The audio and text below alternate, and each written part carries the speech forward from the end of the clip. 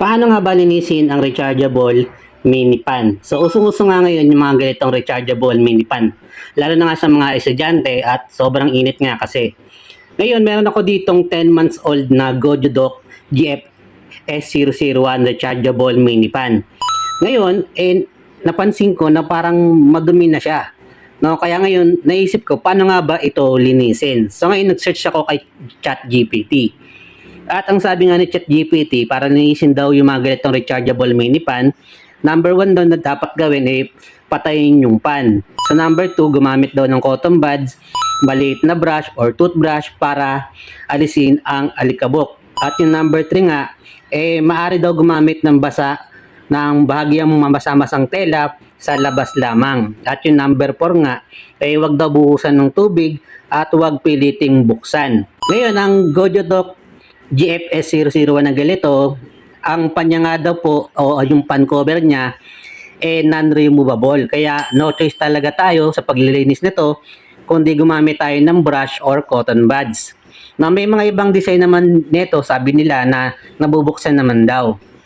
Ngayon, so wala kaming brush dito sa bahay. No, kaya naisip ko, kinuha ko tong razor na binili ko pa nung pandemic dahil meron tong panglinis na maliit na brush. Yan, so ganito yung itsura niya. Kaya ito yung ginamit ko, no? Panglinis nga dito sa ano na to. Kasi sabi ni ChatGPT, pwede daw gumamit ng maliit na brush. Ayun, nakakatanggal naman siya ng alikabok. Pero yung dumi kasi sa mga sulok-sulok ng pan, hindi niya nadadala.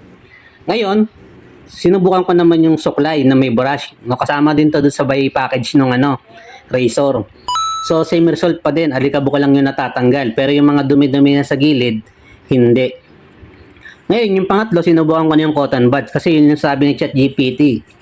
Ngayon, yung na-experience ko naman dito, natatanggal naman siya. Yun nga lang medyo mahirap o makapit yung dumi. Kasi nga, ang cotton buds natin na ginamit dito, yung kahoy yung hawakan, which is matibay. At ang nahihirapan talaga kung tanggalin yung mga dumi-dumi sa mga singit-singit nung rechargeable pan natin. Ngayon, naisip ko nga, sabi ko, total technician naman ako, subukan ko yung ginagawa namin sa cellphone repair. Ito nga yung basahin yung cotton buds ng alcohol. At bang, yun nga, naging madali na yung pagtanggal ng dumi. Ngayon, yung dumi pala sa loob ng pan na to, parang yung katulad ng dumi na alikabok sa mga electric pan natin.